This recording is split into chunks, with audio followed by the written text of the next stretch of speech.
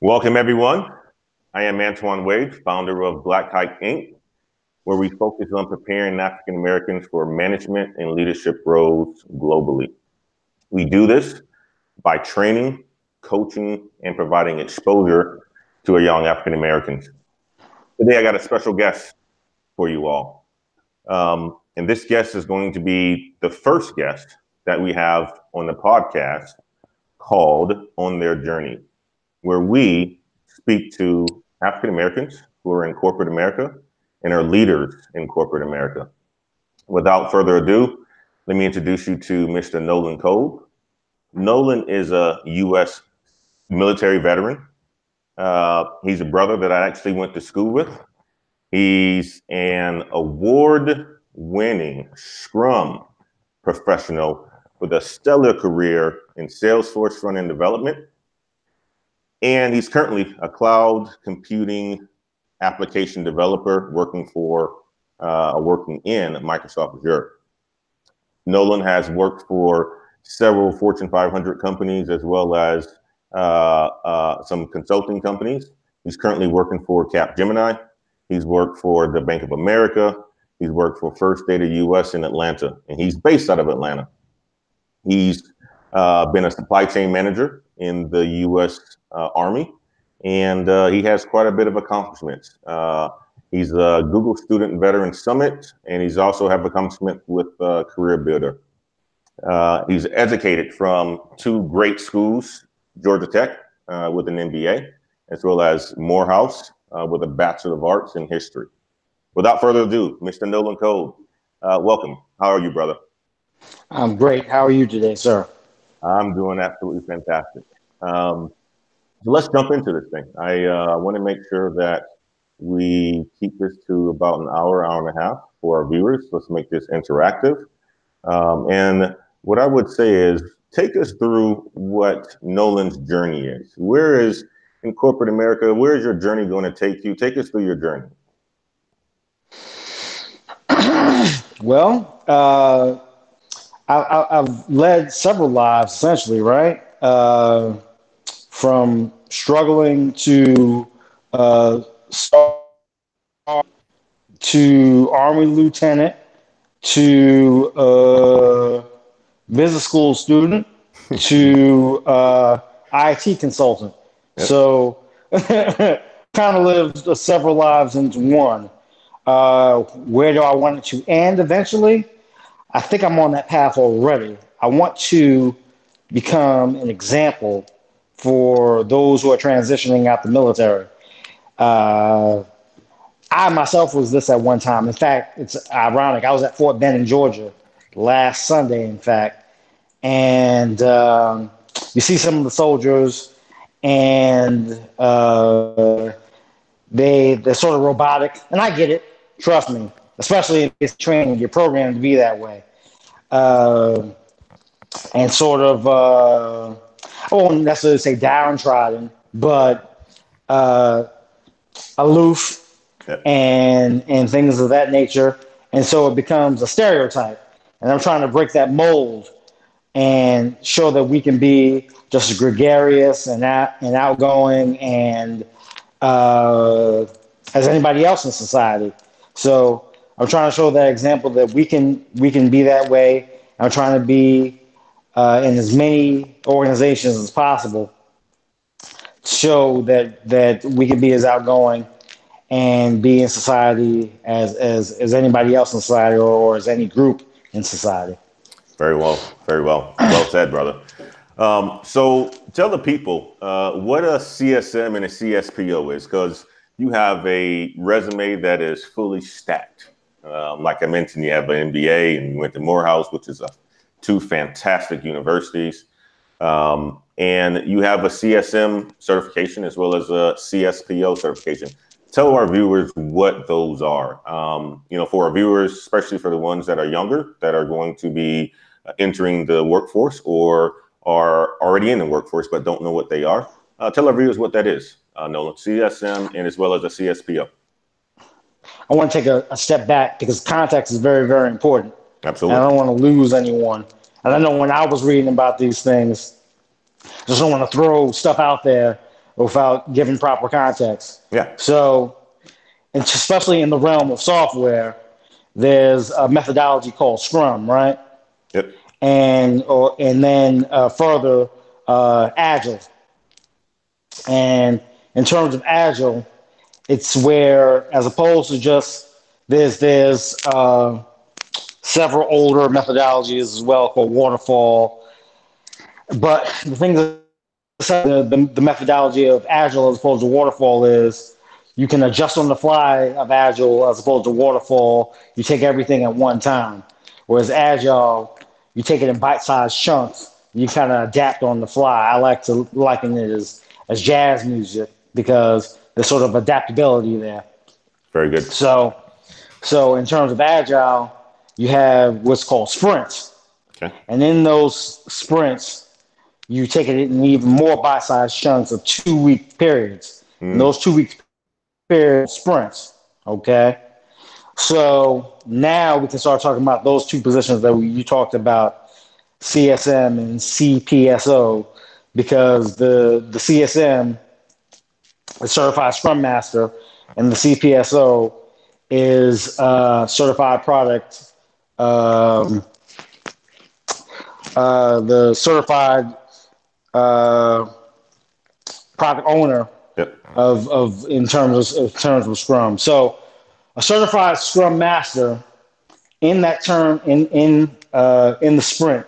Normally, in terms of a sprint team, that is, excuse me, it's usually it varies, but it's usually about 6 to 8 people, give or take, and everybody plays a certain role. So let's take it for example, what I'm doing now, and these tend to pop up willy nilly.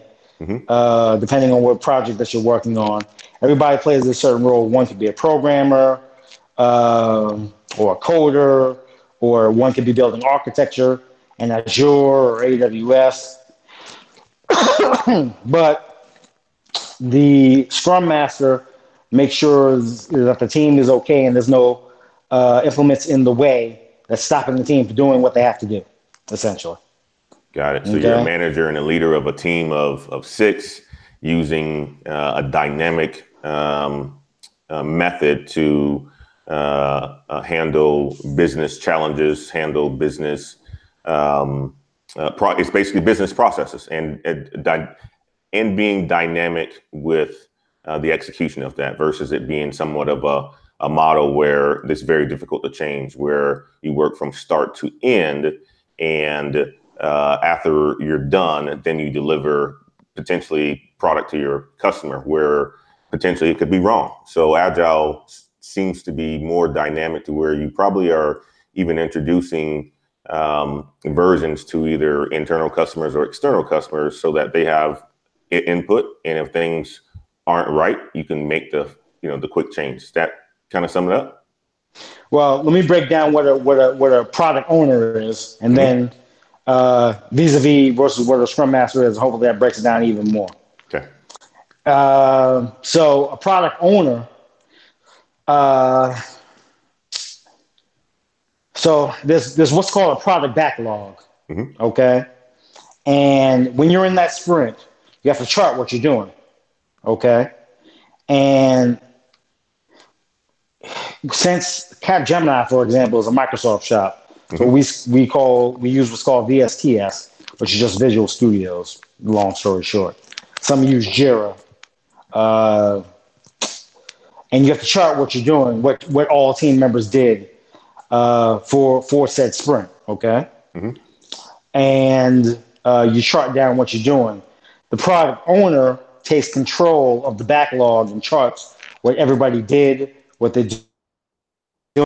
So you have what's called a daily stand-up. In the beginning, you say, hey, you have to do this, this, and that. At the end of the day, hey, I did this, this, this, and this. And the product owner charts all that and then takes control of the board. It's just an electronic version of a physical pinboard.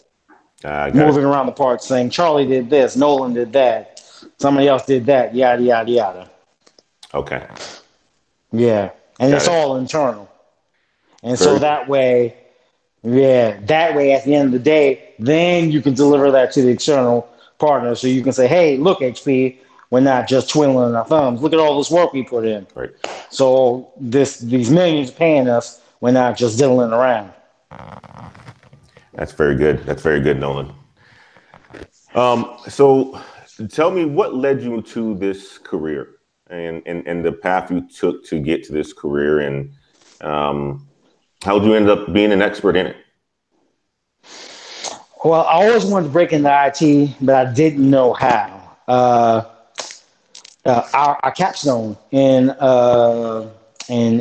Georgia Tech, we were doing career builder, and they were trying to switch business models into going from advertisements, from doing advertisements, excuse me, for employment to becoming a software company. And the more and more I started researching it, I was like, man, SaaS, software as a service, runs the world. So I was like, I have to get in this, but I just don't know how. I don't have any training. I don't know how I was going to do this. So then I started selling it. The more and more I started selling it, the more and more I realized I wanted to get in it. And then that's when VetForce came in, which is Salesforce's training for veterans. And I started to do the training on that and getting certified through that. And then I started volunteering for that, running as an admin through that. And then I was an administrator, through that with HD Supply. And then I found out through some veterans networks that Capgemini was hiring for consultants. And you went through the same program as me. The consultancy firms didn't want us, at least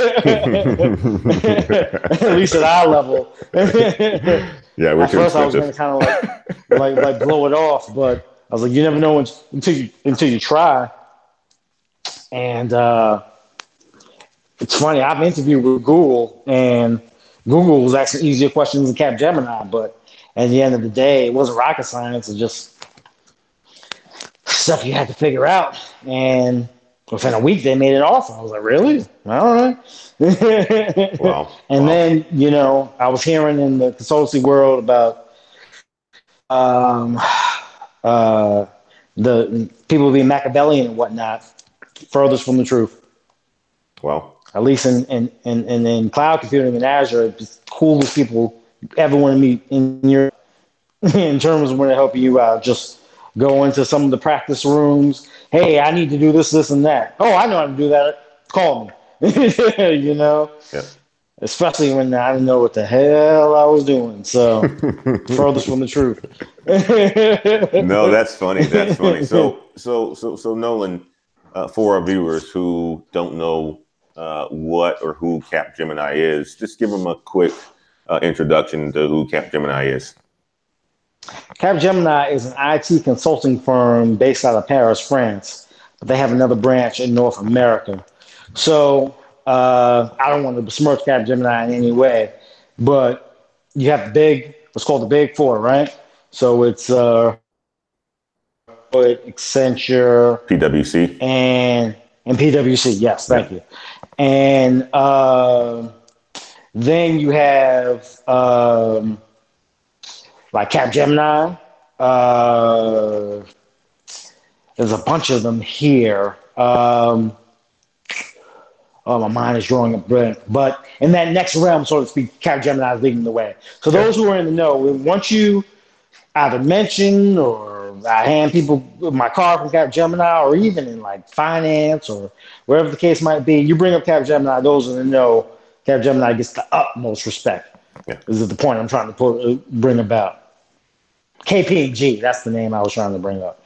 Those type of people, that you're in that realm when you're dealing with Capgemini. Very good. Very good. So talk about your corporate experience. You briefly talked about, interviewing with Google, working for Capgemini. What has been your corporate experience as an African American and as a U.S. veteran? Talk about that. Well, technology stuff is taking me to places I never imagined that I would go. I've interviewed with Google. I've interviewed with Facebook. I've met Salesforce's CEO. I've been to Salesforce's tower. We've talked about Capgemini already. It's just places I just never thought I'd go. Sometimes I just think to myself, I'm just a kid from Long Island. But I think there's a certain value to remaining humble, right? Or showing some humility. And that's my corporate experience. There's a very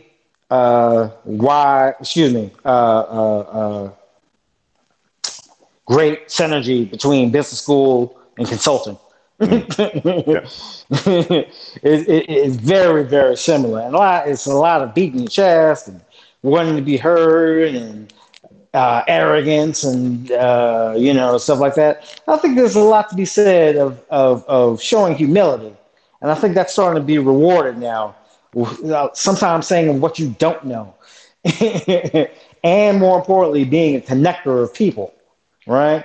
I think that's being shown now of me. I bring people together, and I'm starting to be known with different blocks of people, veterans, African Americans, millennials, even though I sure as hell ain't one at this point.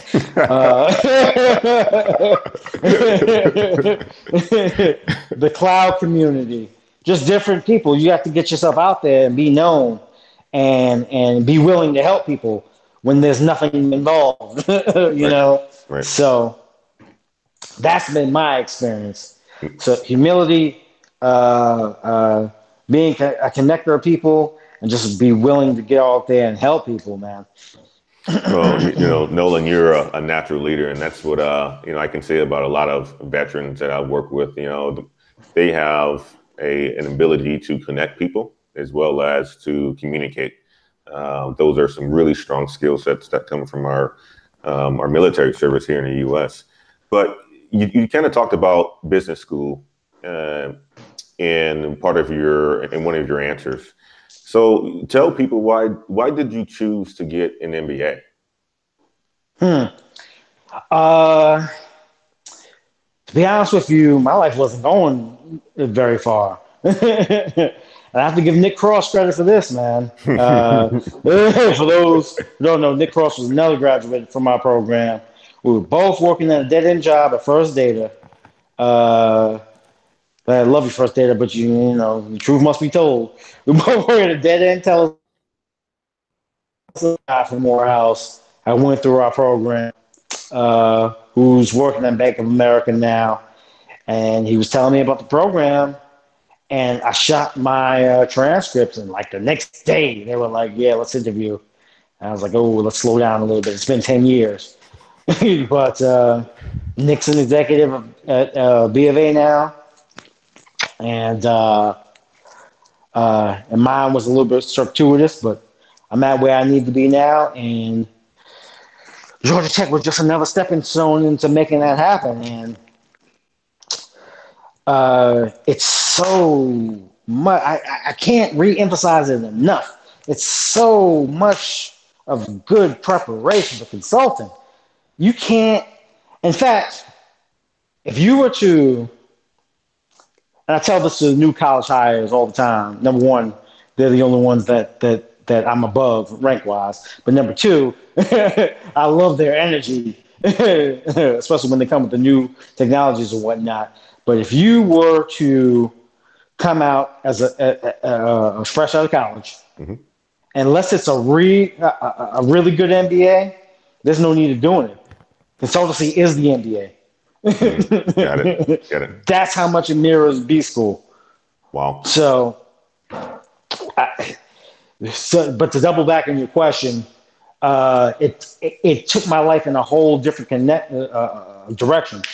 In terms of the connections, in terms of the thought process, in terms of the mental preparation, changed my life. Wow. Sounds like it was a way for change for you, but also growth as well. And also, an accelerator for you to get to where you are today. That's wonderful. That's one of the main reasons why I chose grad school as well is to continue to climb the corporate ladder, learn the skills and learn all the things that business school teaches you across the fundamentals of business. And it's done that. And I can say this, that my MBA did prepare me for the corporate world, and I've definitely leveraged it with the skills that I learned, but also the knowledge that I gained, but the people I met as well too. And Nolan, you're one of the brothers that I met. It's wonderful. This very same sweatshirt I'm wearing now, every time I'm wearing it. I met the principal, one of the principals at the firm the other day, and we just, So Georgia Tech goes deep at Capgemini. Yeah. Chop it up. That's what's up. That's what's up. So I looked at your undergrad. Let's go, and you kind of see that I'm working backwards. I'm working with backwards from a standpoint we're building a store. We are building it. You know what? What we're doing is we're tearing the store down. That's what we're doing. We're taking the roof off me, going to the bricks and so forth. So I see you have an undergrad from Morehouse. Wonderful school. I know a lot of brothers who graduated from Morehouse, and God, those guys are intelligent. Yourself is intelligent. What was going to Morehouse like? Tell people about going to a historical Black university. I didn't go to one, but all of the brothers that I come across and that I network with, a lot of them have going to HB or HSBCUs or HBCUs, sorry.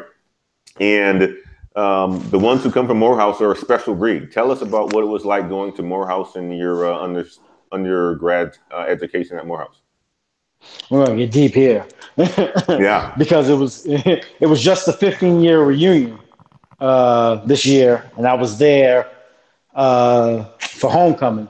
And I told a couple of cats this when I was on the yard, because I don't go to homecoming every year, and tell them what I'm about to tell you, excuse me.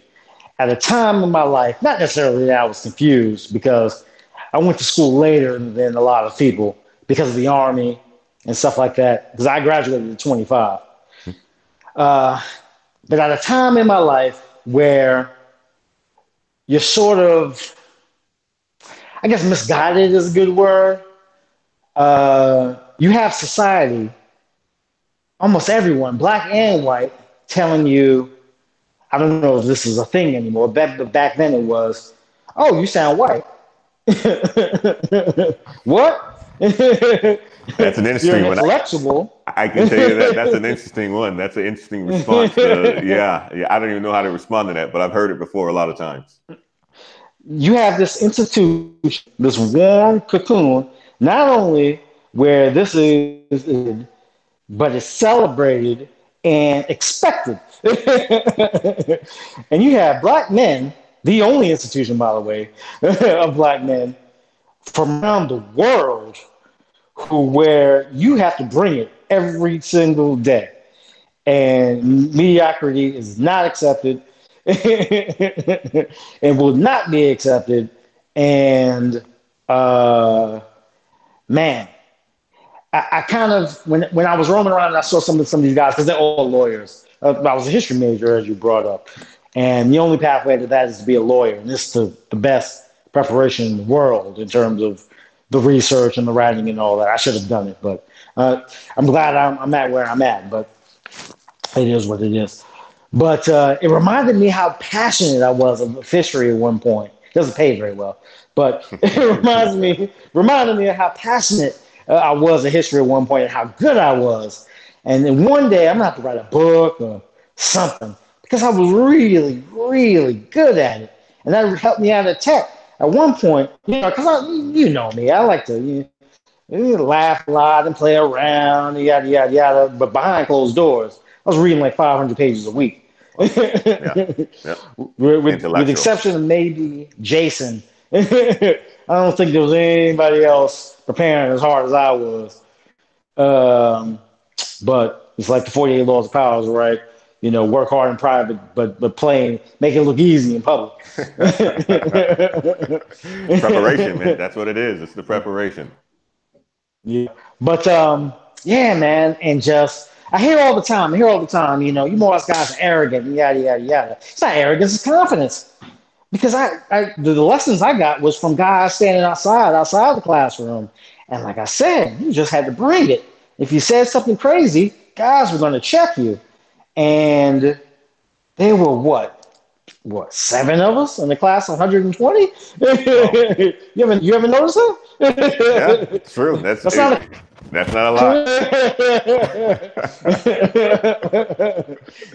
that's not a coincidence. It's corporate America, man. That's corporate America too. A lot of the times. Yeah. Yep. Right. So it was a really good time. It was a really good time. I'm really good though at compartmentalizing. That time was that time, and then you move on to the next thing. Got it. No, Morehouse is a very, very good, great university that we have for our HBCUs. And I think I said earlier HSBCUs or something like that, but I mean, I don't know where you're going with that, but I just let you ride with me. You should have corrected me, man. You should have corrected me. I was like, yeah. I don't know where. I thought you were throwing in like Spellman and all that, but Well, I fixed my own mistake there. So you are a vet, Nolan, and I said earlier about things like what I've noticed about a lot of veterans. They're super intelligent. They have a way of communicating and leading others. Tell us about your experience, the experience that you use in corporate America today that you can say prepared you, that your military experience prepared you for, right? And dive a little bit into how your military experience has prepared you for corporate America. I think that's the better question. Yeah, so it's funny. I was just about this guy today and how I don't like him. But you talked to a guy today and you said you don't like him. But and talking and going to Fort Benning and looking at those drill sergeants, anything this guy could say is nothing. I've had things said to me that most people would pass out. Drill sergeants would say to me, I would laugh at it because I've had coaches since I was a kid. You get ready for that, but most people, you get mentally tough early on in life. So that's lesson number 1. Lesson number 2 is teamwork. Everybody plays their role, and you can't let your fellow person down. And lesson number 3 is getting stuff done no matter what. No matter the resources, no excuses, extreme ownership, right? Gonna get done no matter what. And then I would say I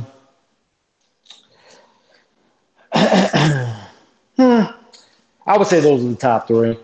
Yeah, I would say those are the top 3. No, that's good. That's wonderful. When I was looking at your resume and I saw a couple of things that stood out, and I knew this from graduate school, but I want others to know this as well. Nolan is a power lifter, a bodybuilder, as well as a distance runner. Now, of course, the first 2, I was 100% in belief because I worked out with Nolan before. But being a runner as big as Nolan is, he's a long distance runner, and that's something that I just can't do. So tell people how you balance work life and working out and having fun.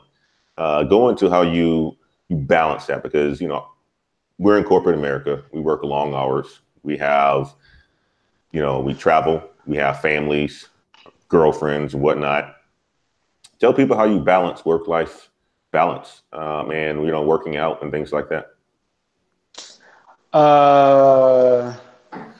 I read I read this book from Connie Rice, excuse me, former Secretary of State, among many other things, Connie Rice, years ago.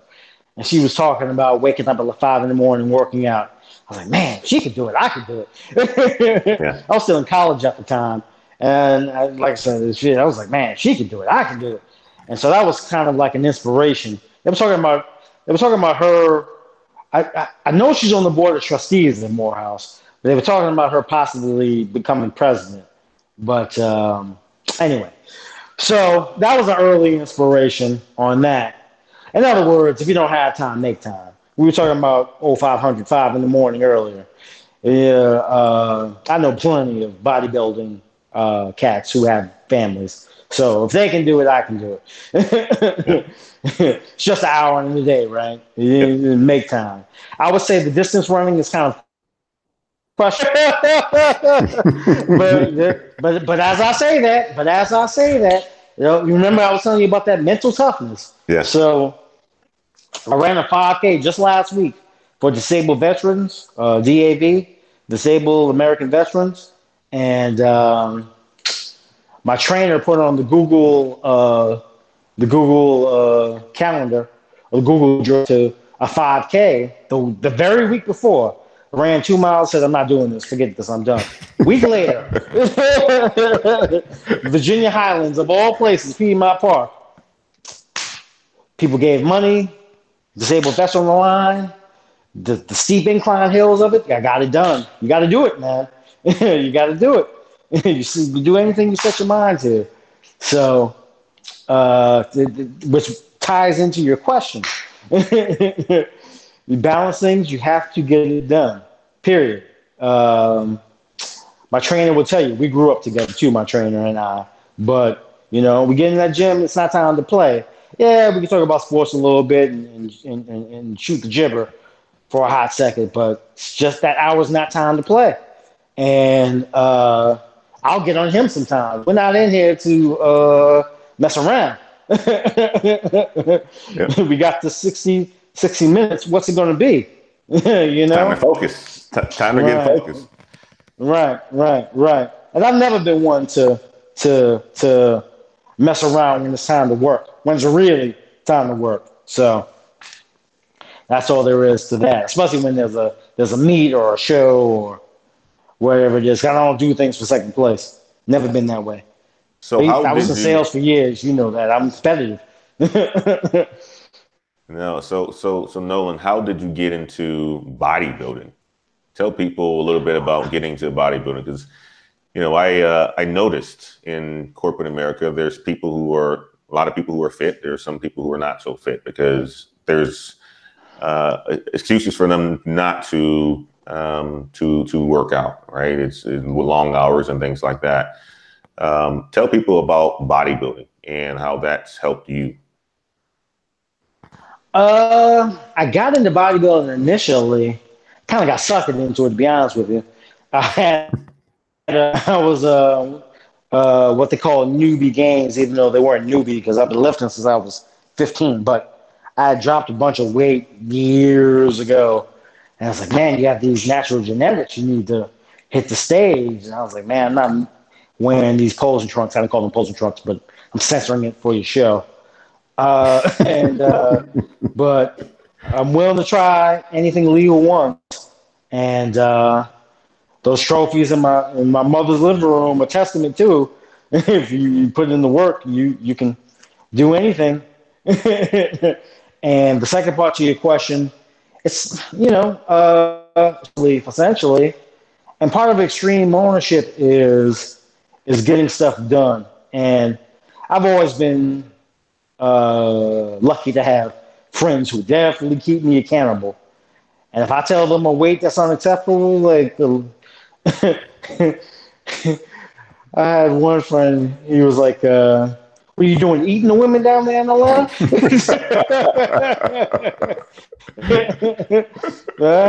Birds of a feather flock together. And so they have friends who are fit too, and they'll get on you. So I have friends. Some people were like, oh, man, that's harsh. That's the environment I come from, man, Long Island. So I have friends who keep you accountable. And that's what I want them to do, and that's what they should do, along with Vlad, my trainer, and everybody else. So part of extreme ownership is looking in the mirror and like, man, I got to get it together. Yeah. It's time to get up here and set that alarm at 5 o'clock and get it popping. And most people won't do that. Most people, as you said, will make excuses like, well, had a cheat meal, might as well make it a day. And I'm not down on anybody, and this is not shaming or anything like that. It's just that you have to be realistic with yourself, because that discipline in one area will carry over to other areas in your life also. I think I read one of your blogs, and you're right. That posture that you're talking about, Yep. of walking into the room and owning it, Yep. it will carry over in other areas of life also. That's true, brother. That is absolutely true. Especially in your field. If you can't walk into a room in sales, you can forget it. you gotta have confidence, and I can tell you this, having confidence is being confident into yourself and how you look and how you feel, and working out certainly helps with that. So tell everybody, if you're married, if you're dating, how do you balance your personal life with that as well too? So we talked about when you're working, you work long hours, you travel, you work out, you make sure you get that done. What about your personal life? How do you balance, family, girlfriend, if you got a girlfriend, or dating? Dating is interesting, especially for me, a classic introvert. I kind of dabble. I'll like stick my toe in the water of dating, and so then sometimes I won't. It depends on finding the person that's special enough. I'm dating currently, but I wouldn't call myself in the classic committed relationship. It's tough, man. It's tough, and I don't make excuses, as we've seen. People do what they want to do, period. So if you want to be in something committed or something like that, and it doesn't matter, Delta or whatever the case might be, you do it. So it just takes the time to find. So tell people, how's the market in Atlanta? So how's the dating market like in Atlanta as an African-American man in the corporate world? Is it difficult? Is it easy? Oh, they wanted me to be on the show. What do you mean? They wanted me to be on the Will Packard dating show. No way. Tell people about that. Yeah. So tell us about the dating show. They're shooting it. Thankfully, from what they've been saying about it, thankfully I turned it down. But it's on OWN, the Will Packard. I forgot what it's called. For better for worse or something like that. But it was like the corporate man dating show or something like that. I just got an invite one day on LinkedIn. It was like, do you want to try out for the show? And from what I've been reading and how I guess men have been dogging women on there, I guess I made the right decision. You're going to ruin the Nolan brand, man. I don't need any more negative karma. I just got to turn it around. I'm out here building houses for homeless vets. I don't need any more negative karma. So it sounds like, let me see if I can repeat it. It sounds like the dating market is good in Atlanta. Yeah. But it's hard to, is it hard to commit? Is that what you're saying? Well, don't let anybody ever put words in your mouth. I think the numbers game has been said ad nauseum, right? Of women to men, but it's hard. Someone who aligns specifically with what you do. So we talked about training, right?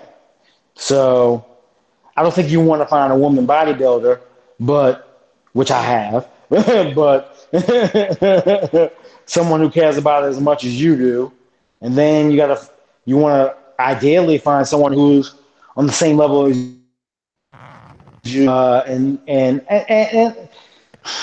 I sound so petty, but I'm not looking for like Lex Luthor, the total package, just someone who's on the same sort of like tier. You know what I'm saying? And I hate saying it. Does that make sense? Somebody on the same somebody on the same level as you, right? That's what you're trying to find, somebody who's as equal and kind of meet you in the middle. That's what it sounds like you're saying. Right. And the thing about it is, it's Atlanta. It's not hard. And find someone who networks harder than me. Yeah. Well, you're somebody out the other there. day. Shmu's king. At least in the military technology world. Man, I need to vary it up a little bit.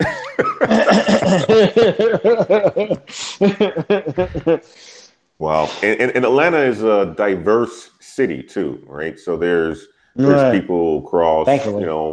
everywhere that lives in Atlanta. So that's interesting knowing that, I've heard that before from other, men, that going to Atlanta is definitely especially if you're corporate America, it's hard to date, finding somebody who is equal. Don't know why it is, but, I'm sure that's a subject for another day. But yeah, that's I've heard that before. So you're not the only one. That's interesting. Yeah. It's very, very interesting. Thinking about something. I'm not going to share it here, though. So let's move on from out of the dating piece of it. So, obviously my company, Black Heights, we, work with young African Americans, training, coaching, and exposure. And the whole goal is to really increase the representation of African Americans in management leadership roles throughout corporations, right? So diversity is a key initiative. Talk to the viewers and myself about what you think diversity is and how, your company is diverse. And that's from whatever you think diversity is. Capgemini does a good job in diversity and inclusion on everybody.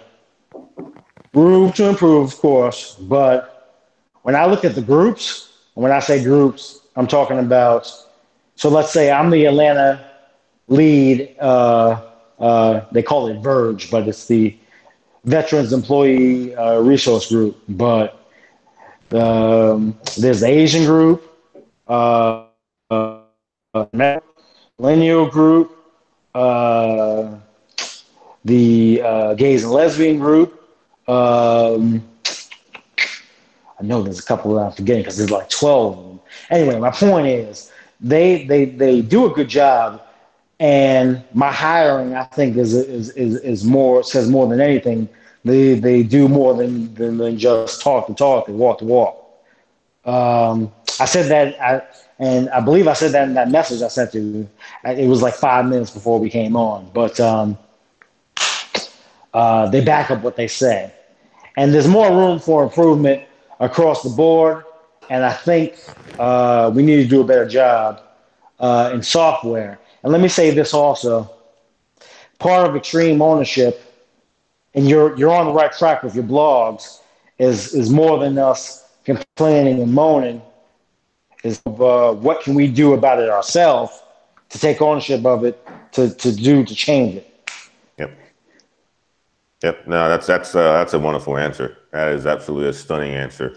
That's great too. And what I found too, Nolan, is larger corporations have the funds to invest in it. And, a lot of the folks who are African American working for large corporations feel the same way that you do. But there also are some who work in corporate America and don't feel the same way that you do. And, those are the companies where I think they're trying to turn it around. And the people in those organizations or those companies should be working to turn that around, right? So let's move on. And I think I want to get into, we're very close to wrapping this up. And this is kind of the tell-all for you and a way for you to give back to some of our viewers who are watching today is, what are one or two pivotal points in your life that you can look at and say, this happened and I was able to overcome it, and talk about the success that came from out of that? Because there are people who are struggling or feel a certain way about being in corporate America, or just not even in corporate America, where they work today, or in school today, and they could be looking to make a decision about something. I like to give feedback to people who are struggling in some ways, right? So talk to reviewers about, one or two pivotal points in your life, and I know we all have them, where you had to overcome something or you was able to just get through it. Talk to about, give us some feedback on one or two pivotal points in your life. I know that was probably an interesting question. I probably didn't ask the question the right way, but if I was to sum it up, is one or two pivotal points in your life that were critical that, helped you get to where you are today. I think that's a better question. I'm going to combine two moments into one, and then the second one, I have to think about that one for a second. Okay, so one definitely for sure, was, so when I was, 18? I picked up the phone, called my father, God rest his soul, because he just passed away in February. It was like, okay, it's semester number 2 at Morehouse. Time to pay up. He was like, yo, I'm not paying. I was like, excuse me? He was like, I'm not paying. I was like, oh, that's interesting. Now, because I like to laugh at tragedy. Because I have a warped sense of humor. But at the time, it wasn't very funny at all. No, that couldn't have been funny. Not at all. Okay. No. It's not like I was failing. I wasn't the student that I eventually became, but it's not like I was failing or anything. Just the homeboy decided he wasn't paying. So let's take that and fast forward many years later, as a graduating senior. There was this dude, Mr. Samrickson. He taught bio. And I was the man in biology in high school. Don't know what the hell happened in college. Took him twice, dropped it like it was hot, went to the Army, came back. This dude was still here. He taught bio for non-majors like it was for majors. Had to take it, had to graduate. Fail, don't graduate. Pass, graduate. That's it. All the rest of classes were history. And like a BS Spanish class, whatever. You just show up, you pass. So study, pass. After that semester, he quits to go teach Fulton County because they paid him more than Morehouse did because he didn't have his PhD. What that taught me is there's just some mountains you can't walk around. You have to climb. They ain't moving. And what the thing my father taught me is that sometimes life isn't going to always go your way. What are you going to do? For me, that meant I'm putting on an army uniform and sucking it up. So what, Buttercup? It's not always going to go your way. No. So I had to intertwine those two because Morehouse was a big implement in my life from 18 to 25. It was like the dragon I couldn't slay for a while. Say that again. So that's one. And say that again, Nolan. I thought that was a great message. You said some mountains you can't walk around. Some mountains you can't walk around. You have to climb. Anyone who's been around Kennesaw Mountain can attest to that. No, that's a great message, brother. That is really a great message. Now that's a point that rang home. So I would like for you to just tell the people that are watching us and that's going to be watching us, if they needed to get a hold of Nolan Code, where could they find Nolan Code? If you want to put any information out there, you got a YouTube page or a Twitter page or an email that people can reach out if there's any sort of guidance they need in their careers or anything like that. Tell the people where they can find you at, Nolan. Yes, definitely in code 3 at gatech.edu for the email. And if you give me one more, do you have a Page. Oh, Mr. Five Plates. How can I forget that?